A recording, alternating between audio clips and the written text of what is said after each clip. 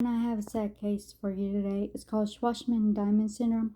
All I remember is it's something to do with the pancreas and causes hydrocephalus, which is fluid around the skull. And because of the psoriatic arthritis, I can't diagnose people medically as a doctor. So I tell them what they have and tell them to go see a doctor. And that's what happened with me and Common Kevin. I told him that he has blood clots, and in his video he asked me to marry him, and since he moved to the States, me and him have been dating for 18 months. Onto the video, and this part is creepy coming up. Katie does something that absolutely horrifies her young parents. She just started screaming, like a scream that I had never heard before. And I was just looking at her, kind of shocked. And I saw her eyes kind of roll back into her head, and she just stopped. It was almost like somebody pressed pause. I wasn't even sure if she was breathing at that point. So I sat her up, and she immediately started crying again. And I thought, well, that was strange. Never seen a baby do that before. Frantic, Christina rushes Katie to the hospital, terrified that at any moment she could stop breathing. The drive to the hospital was scary. I wasn't sure if we would even make it there. You just want them to keep crying at that point because you know that they're breathing.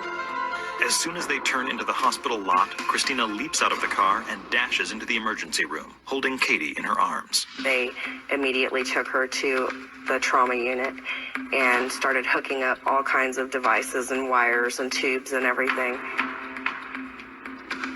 I remember the doctor telling me, that I had a very sick little girl. Christina anxiously waits for news.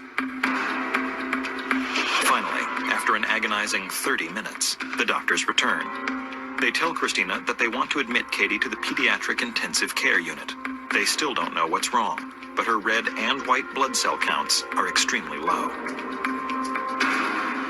They told me that she needed blood products, she needed red cells, and she needed platelets. So we signed all of the consent forms to have all of the procedures done. And then we waited. She was dealing with a lot of different issues at the time, and you hear the term fighting for your life. Well, that was the time that's what was going on for Katie. No sooner have doctors completed the emergency blood transfusion when they discover another problem. Katie has hydrocephalus. An abnormal amount of fluid is trapped between her skull and her brain. If they don't drain the fluid right away, Katie could die. It was life or death. That was our worst fear, was losing her. Luckily, this hasn't happened. It was not a good thing to see when you go from seeing this family who's searching for answers to this family who's trying to get their child to survive something like this. The only way to save Katie is to drill a hole into her skull and insert a shunt to drain the fluid. It's a dangerous procedure that will take 3 hours. When they put the shunt in her head, that hit bottom for me. She's really sick. What do we do? She was in very critical condition at that point. I think I was scared to death. They were scared, and it's really hard seeing your parents scared because they're supposed to be big and strong and fearless, and you look up to them, and when they're scared, you get scared. When they told me that she was going to have to be on life support, I thought, there's no way this can happen again. When my son died, that was the worst thing ever. All I could think was, this is so similar to baby Jay. This is so similar to what he went through when he was a baby. And here I was watching my little girl thinking, what if I lose her too? What if it's going to happen again? And yes, there's 6-month-old Katie Wells is in intensive care fighting for her life. Doctors have just completed a risky surgery, draining her brain of excess fluid. But Katie is still in critical condition. Her blood counts keep dropping, and she's struggling to breathe. Still unsure of what's going on, the team turns to hematologist Dr. Nicholas Yeager. I was asked to come and see Katie at the beginning of December 1st in 2003. By the time I got to her, she still was on a breathing tube. She still had the drain coming out of her brain. So she was pretty sick. Dr. Yeager is struck by Katie's extremely low blood counts, and right away, he begins to fear the worst. Anybody who comes in with blood cells which are low across the board, we have a fairly low index of suspicion to look for leukemia. Leukemia is the most common cancer in children. Dr. Yeager immediately orders a bone marrow biopsy from each of Katie's hips to check for leukemia. But it will take nearly a week to analyze the samples. They assumed that she had leukemia. And no one wants to hear that. After 5 excruciating days, the test results finally come in. No leukemia was identified. We didn't see any leukemic, even potentially leukemic cells there. What we did see was that the cells which become white cells were low throughout the marrow. We were happy it wasn't a malignancy, but that's an easy answer to get. So when we don't find leukemia, then it kind of opens up a whole other can of worms. But when Yeager hears that the Wells have already lost one infant to meningococcemia, a blood disease, he turns his attention to a possible genetic culprit. And once we started kind of thinking in that mode that this was less likely to be something acute and more likely to be something that had been going on for a while, definitely drove that and kept that ball rolling as well. He orders a slew of genetic tests for a number of different rare bone marrow failure syndromes, including Kostman syndrome, aplastic anemia, and Fanconi's syndrome. Unfortunately, there's no one test we can run that tells us right off the bat which it is, so we were looking at multiple things. 2 weeks pass, and one by one, the genetic tests come back, all of them negative. When the results came back, all the doctors were confused, I think. No one knew what was wrong. She was just a puzzle. But then, 30 days after Katie was first admitted to the hospital, Dr. Yeager asks Christina a seemingly random question that threatens to turn the investigation on its head. He did ask me about her diapers, if they had always been pretty bad smelling, large, bulky diapers. And I said, yeah, as a matter of fact, they have. From the moment I brought her home from the hospital, they were like that. And he said that was very interesting. Yeager seizes on the new information and immediately orders a stool sample to see if Katie's body is absorbing nutrients properly. 6 days later, when the lab results come in, Yeager's suspicions are confirmed. Those tests basically confirmed that she was not digesting things correctly. She had a lot of fat in her stool. She had a lot of protein in her stool, which suggests that her pancreas wasn't working normally. The pancreas is an organ that lies just below the stomach. It aids in the digestion of enzymes and the breakdown of food, providing the body with energy to live and grow.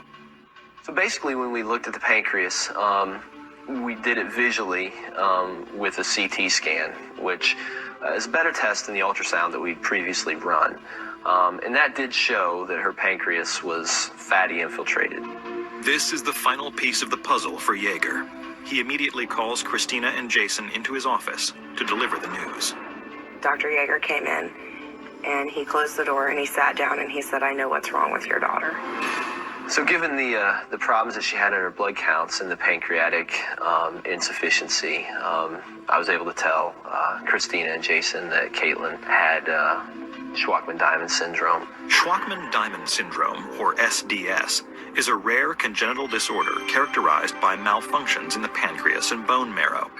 It often results in malabsorption, where critical nutrients cannot be digested properly. This can, in essence, completely short-circuit the body's ability to grow and develop. It covered everything that was wrong.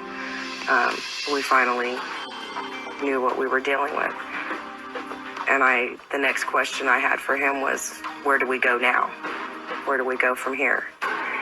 And he said, your daughter will need a bone marrow transplant. My heart sank. After months of searching, Christina and Jason Wells have just discovered that their now 7-month-old daughter Katie has a rare genetic disease called Shwachman-Diamond syndrome. This explains why Katie's pancreas is not working and why she's not growing. it's a relief when you finally know what's wrong, but sometimes it's not really the answer that you want. Even more alarming, Katie's bone marrow is also failing. It is not producing enough white or red blood cells.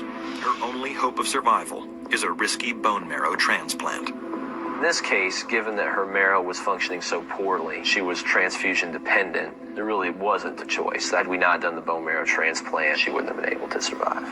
The bone marrow transplants are big things, especially when you're like less than 2 years old. So we were all really worried. Unfortunately, no one in Katie's family fits the donor profile, so doctors immediately set out on a nationwide search.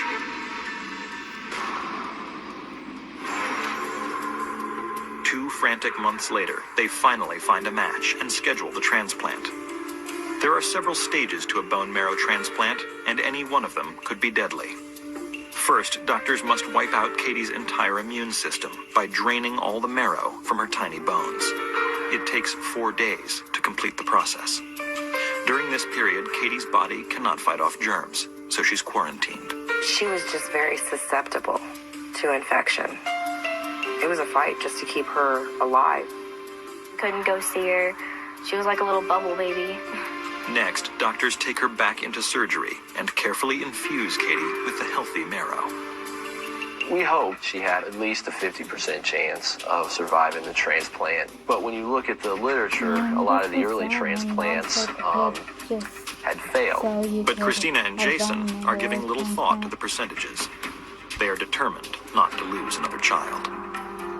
After our son, baby Jay, died, we were not going to lose another one. By no means. This was not going to happen 2 times in a row. After 2 more tense days, the transfusion is complete.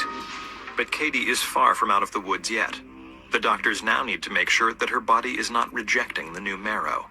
With bone marrow transplants, you're essentially giving a new immune system. That can cause a lot of problems. About 3 weeks after her transplant, they did a bone marrow biopsy to check her cells. And it came back that she was totally engrafted with the donor marrow. She did really good.